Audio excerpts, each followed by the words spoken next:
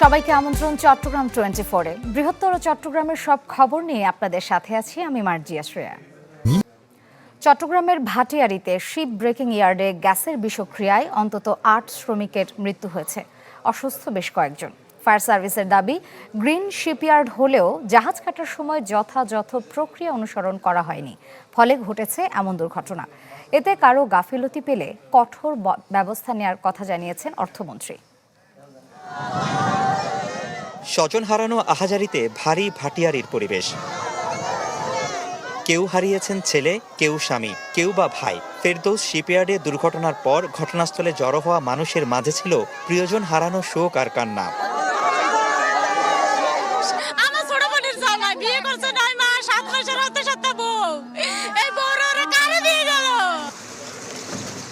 মর্মান্তিক ঘটনাটি ঘটে শুক্রবার সকাল ৮টার পর।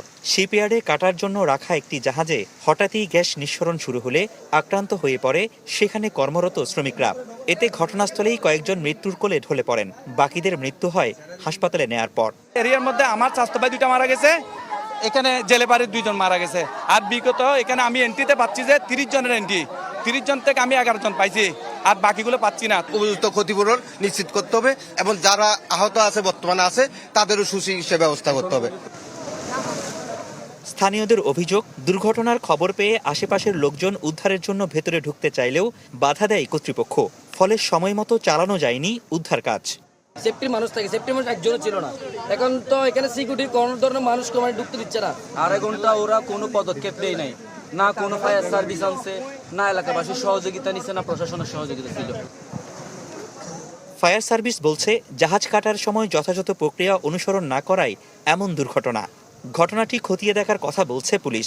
এলএনজি আপনার পুরাতন একটা শিপ, শিপিংয়ের কাজ করছিল। এটা কাটার নিয়ম হলো যে আপনার যে পুরাতন যে ইয়েগুলো আছে সম্পূর্ণ রাসায়নিকগুলো আছে যেগুলো ফ্রি করে কাটতে হয়।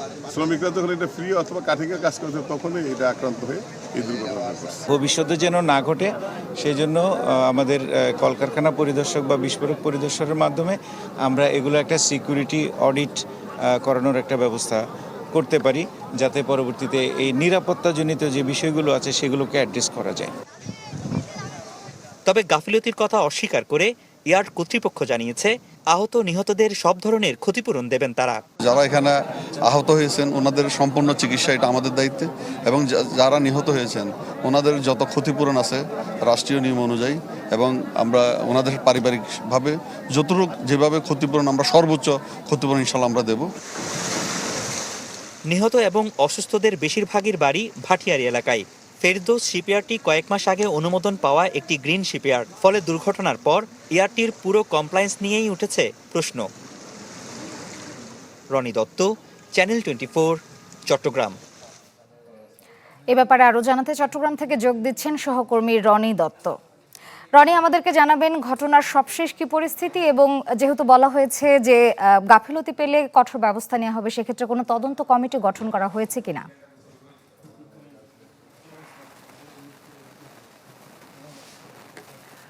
শ্রেয়া, আসলে এই দুর্ঘটনার পরেই হাসপাতালে সেখানে পরিদর্শনে গিয়েছিলেন অর্থমন্ত্রী আমির খসরু মাহমুদ চৌধুরী। তিনি সেখানে গিয়ে যারা নিহত এবং আহতের স্বজনরা রয়েছেন তাদের সাথে কথা বলেছেন।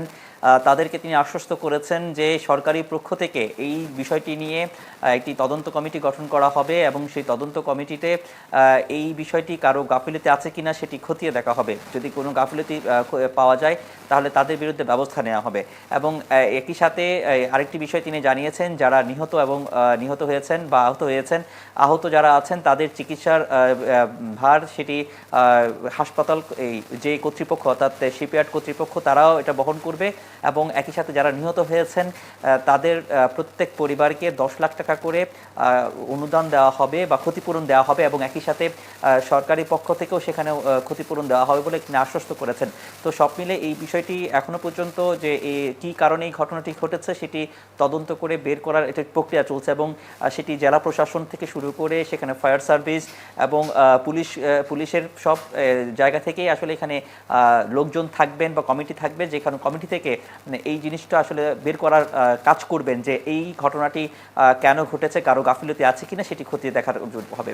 তো আর সার্বিকভাবে ওই এলাকাটির এখন যে অবস্থা, সেখানে কিন্তু যে গ্যাসটি আসে সেই গ্যাসের কারণে আশেপাশেও কিন্তু আমরা যতটুকু সেখানে ছিলাম পুরো এলাকাটিতে এক ধরনের ঝাঁঝালো একটি গন্ধ আসলে আমরা পেয়েছি এবং একই সাথে বেশ কিছু কেমিক্যাল অর্থাৎ রাসায়নিক দ্রব্য আমরা দেখেছি, সাদা সাদা রাসায়নিক দ্রব্য, সেটি বাতাসের সাথে সাথে সেগুলো কিন্তু এলাকায় ছড়িয়ে পড়ছে। তো এই বিষয়টাও আসলে অত্যন্ত গুরুত্বপূর্ণ যে এই জায়গাটি আসলে এই রাসায়নিক দ্রব্যটি মানব স্বাস্থ্যের জন্য যেমন ক্ষতিকর, তেমনি এটি ছড়িয়ে পড়ছে, এটি যাতে কোনোভাবে অন্য যে প্রাণীর বা মানুষের যাতে এলাকায় ছড়িয়ে পড়তে না পারে। এবং আমরা দেখেছি এটি যে সমুদ্র তট, সেই সমুদ্রের যে জোয়ার পানি, সে পানির মধ্যেও আমরা দেখেছি যে সাদা সাদা যে রাসায়নিক দ্রব্যগুলো বা কেমিক্যালগুলো সেগুলো কিন্তু আছে। তো সব মিলে এই বিষয়টাকে নজর দেওয়া উচিত। আর এই ধরনের আমরা কিছুক্ষণ আগেই বলেছিলাম যে এটা গ্রিন শিপ ইয়ার্ড নামে এটি কিছুদিন আগেই সেটি অনুমোদন পায়। তো সেটি আসলে কতটা গ্রিন হয়েছে আর কতটা নিরাপদ হয়েছে সেটি এই বিষয়টা খুব গুরুত্বপূর্ণ। সরকারের পক্ষ থেকে এটিকেও আসলে খতিয়ে দেখা হবে যে এই শিপইয়ার্ডে তাদের যে কমপ্লায়েন্সগুলো আসলে তারা মেনে চলার কথা, যেটা আন্তর্জাতিকভাবে এগুলো স্বীকৃতি দেওয়া হয়, আন্তর্জাতিকভাবে সেগুলো মনিটরিং করা হয়, কিন্তু তারপরও এই যে দুর্ঘটনা ঘটলো সেটি আসলে কতটুকু গাফিলতি সেখানে আছে তারা করেছেন বা কমপ্লায়েন্সগুলো কতটুকু মেনটেন করেছেন সেই বিষয়টাও কিন্তু সরকারের পক্ষ থেকে সেগুলো যাচাই বাছাই করা হবে। তো এই ছিল এখানকার সবশেষ অবস্থা। শ্রেয়া, ধন্যবাদ রনি। দর্শক, আমরা সরাসরি যুক্ত ছিলাম চট্টগ্রামে। চট্টগ্রাম বন্দরের বহির্নোঙরে দুটি বাণিজ্যিক জাহাজের মধ্যে সংঘর্ষ হয়েছে। দুপুরে এ দুর্ঘটনা ঘটে। বন্দর কর্তৃপক্ষ জানায় সরকারিভাবে আমদানি করা 33,000 টন গ্যাস অয়েল নিয়ে আসা সি স্পাইক নোঙর করার সময় নিয়ন্ত্রণ হারায়। এক পর্যায়ে জাহাজটির সাথে সংঘর্ষ হয় গম বোঝাই জাহাজ সানশাইনের। খবর পেয়ে উদ্ধারে যায় নৌবাহিনী, কোস্টগার্ড ও বন্দরের একাধিক টাগ ও জাহাজ। এ সময় নিরাপদে উদ্ধার করা হয় সি স্পাইকের 21 নাবিককে। তবে জাহাজটির ইঞ্জিন রুমে পানি ঢুকে যায়, যদিও সানশাইন ঘটনাস্থল ত্যাগ করেছে।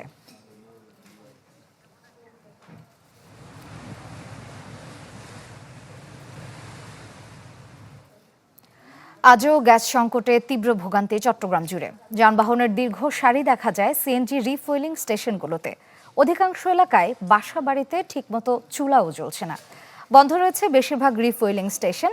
যে কয়েকটিতে মিলছে সেখানে অটোরিকশা, গণপরিবহন ও ব্যক্তিগত গাড়ি ঘন্টার পর ঘন্টা দাঁড়িয়ে আছে। যে কয়েকটিতে মিলছে সেখানেও চাপ কম থাকায় পর্যাপ্ত মিলছে না গ্যাস। তার উপর বিদ্যুতের লোডশেডিং পরিস্থিতি আরও নাজুক করে তুলেছে। কেজিডিসিএল জানায় চাহিদা অনুসারে গ্যাস মিলছে না জাতীয় গ্রিড থেকে, তাই গ্রাহক পর্যায়ে সরবরাহ কমে গেছে। পরিস্থিতি কখন উন্নতি হবে তা বলতে পারছে না কেজিডিসিএল। এখন বাজে দিনের 11টা, এখনো গ্যাসের কোনো খবর নাই। এখন আবার কারেন্ট চলে গেছে, পাম্পের গোড়ায় আসছি, কারেন্ট চলে গেছে। খানা নাই, ঘুম নাই, কিছু নাই। কোম্পানি ফোন করতেছে, ইনকাম কিন্তু কারা, কোন দিকে যাবো আমরা, বিপদে আছি। কিছু কিছু পাম্পে গ্যাস দিচ্ছে, কিছু কিছু পাম্পে গ্যাস দিচ্ছে না। আমরা গতকালকে রাত 11টা বাজে সিরিয়াল দিছি, এখনও আমরা গ্যাস পাচ্ছি না। তারপরে ওরা বিএপিভাবে যে গ্যাস দেয় 200 টাকা করে গাড়ি থেকে নিয়ে গ্যাস দিচ্ছে। পার্সোনাল গাড়ি যখন আসছে তখন ওরা পাম্প চালু হতেছে, বিএপিভাবে গাড়ি ঢুকতেছে, ঘুষের টাকা নিয়ে গাড়ি বিএপিভাবে ঢুকাচ্ছে।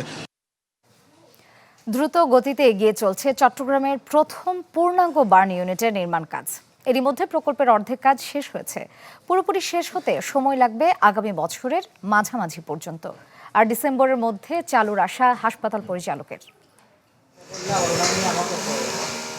6তলা ভবনের মূল কাঠামোর নির্মাণ শেষ। এখন চলছে ভবনটি ব্যবহার উপযোগী করার শেষ পর্যায়ের কাজ। পাশের দ্বিতল বিশিষ্ট ইকুইপমেন্ট ভবনটিও নির্মিত হয়েছে 1তলা পর্যন্ত। সব মিলে দ্রুত গতিতে এগিয়ে চলছে চট্টগ্রামে 150 শয্যার বিশেষায়িত বার্ন অ্যান্ড প্লাস্টিক সার্জারি ইউনিটের নির্মাণ কাজ।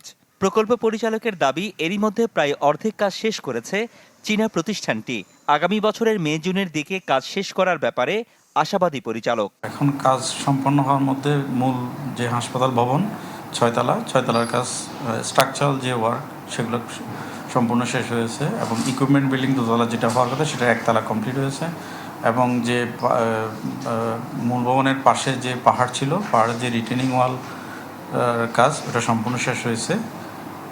এগুলোই মোটামুটি কাজ সম্পন্ন হওয়ার পথে। আর বাকি যে ফিনিশিং ওয়ার্কের যে কাজগুলো ছিল ওগুলা চলমান, 50% মতো কাজ সমাপ্ত হয়েছে। আমরা আশা করি আগামী বছরের মে মাসের মাঝামাঝি নাগাদ কাজ শেষ হবে। বিশেষায়িত এই ইউনিটে থাকবে দগ্ধ রোগীদের জন্য 10 শয্যার আইসিইউ, 25 শয্যার এসডিইউ, 4টি আধুনিক অপারেশন থিয়েটার, জরুরি বিভাগ ও বহির্বিভাগ। এই জন্য প্রয়োজন 471 জন দক্ষ জনবল, যার নিয়োগ প্রক্রিয়াও চলমান আছে। তবে প্রাথমিকভাবে হাসপাতালের বর্তমান বার্ন ইউনিটের জনবল দিয়ে আগামী বছরের মধ্যে ইউনিটটি চালু করার কথা জানান হাসপাতালের পরিচালক। এটা হচ্ছে আপনার 50 বেডের, আর ওটা হচ্ছে 150 বেডের। ওখানে আপনার 10 বেডের আইসিইউ থাকবে, 25 বেডের এসডিইউ থাকবে, তারপর 4টা হচ্ছে অত্যাধুনিক ওটি থাকবে, তারপর আরেকটা হচ্ছে ইমার্জেন্সি ওটি থাকবে, প্রায় 5টা। আর ওখানে অনেকগুলো ইকুইপমেন্ট থাকবে, এগুলো বাংলাদেশ চট্টগ্রামের কোথাও নাই, শুধু ঢাকা বার্ন ইউনিট আছে, হাইপারবোরিক অক্সিজেন থেরাপি, ওই জিনিসটা কিন্তু ওখানে ইনক্লুড করা হয়েছে ইনশাআল্লাহ। এগুলোর জন্য স্পেশাল লোক দরকার হয় আর কি, এগুলোর জন্য আলাদা লোক লাগবে। আর মানে বার্নের ম্যানেজমেন্টের জন্য আমরা যে এক্সিস্টিং যে ম্যান পাওয়ারটা আছে ওটার সাথে আরও কিছু অ্যাড করে আমরা এটা চালু করে দেবো। আগামী বছর ডিসেম্বরের দিকে এটা আমরা ফুল অপারেশনে যেতে পারবো। 285 কোটি টাকা ব্যয়ে এই ইউনিট নির্মাণে চীন সরকার দিচ্ছে 180 কোটি টাকা, বাকি 105 কোটি টাকা দিবে বাংলাদেশ সরকার। চালু হলে এটিই হবে চট্টগ্রাম বিভাগের প্রথম পূর্ণাঙ্গ burn unit. Roni Dutta, channel 24, Chittagong. নিজের পছন্দ মতো বিষয় নির্বাচনের বিচক্ষণতা, কঠোর অধ্যাবসায় আর অভিভাবকদের নিবিড় তদারকি যে সাফল্যের চূড়ায় পৌঁছে দেওয়ার মোক্ষম মন্ত্র হতে পারে, তার বড় উদাহরণ মুহতাদির জাহান প্রিয়, যে এবারের এসএসসি পরীক্ষায় পেছনে ফেলে নিজেকে নিয়ে গেছে গৌরবময় উচ্চতায়, হয়েছে ষষ্ঠ সেরা। নবম শ্রেণীতে ভর্তির সময় পেয়েছিল বিজ্ঞান বিভাগ, তবে ইচ্ছে ছিল ব্যবসায় শিক্ষায় পড়ার। নিজের আগ্রহ, কঠোর পরিশ্রম আর আত্মবিশ্বাসে সেই সিদ্ধান্তকেই অভাবনীয় সাফল্যে রূপ দিয়েছে চট্টগ্রামের হালিশহর ক্যান্টনমেন্ট পাবলিক স্কুলের শিক্ষার্থী মুহতাদির জাহান প্রিয়। ব্যবসায় শিক্ষা থেকে এবারের এসএসসি পরীক্ষায় চট্টগ্রাম শিক্ষা বোর্ডে ষষ্ঠ স্থান পেয়েছে প্রিয়। বোর্ড সেরাদের কাতারে নিতে পেরে তাই নিজের উচ্ছ্বাসও কম নেই তার। হালিশহরের বাসায় বসে সেটাই শুনিয়েছেন চ্যানেল 24-কে। এর পেছনে মানে নিজের যে আগ্রহ সেটাকে মূল্যায়ন করা, এবং আমি বাণিজ্যিক বিভাগ থেকে, ধরুন আমি সায়েন্স পেয়েছিলাম, কিন্তু আমি বাণিজ্যিক বিভাগে এসেছি আমার নিজের আগ্রহ এবং চেষ্টায়, আমার বাবা মার সাপোর্টে, এবং সকলে বলেছিল যে আমি বাণিজ্যিক বিভাগে ভালো করব। মানে একটা আশা ছিল যে মানে ধরুন 1 থেকে 20-এর মধ্যে থাকবো, কিন্তু যে ষষ্ঠ এটি অনাকাঙ্ক্ষিত ছিল না। বাবা আমাকে সবসময় সাপোর্ট করতো, কিন্তু মা আমাকে শাসন করতো, শাসনের মধ্যে রাখতো। কিন্তু আমি এখন মনে করছি যে ওটা আমার জীবনে ভালোর জন্য করেছিল তারা। ছিল না কোনো ধরাবাঁধা রুটিন, প্রতিদিনের পড়া প্রতিদিনই শেষ করত প্রিয়।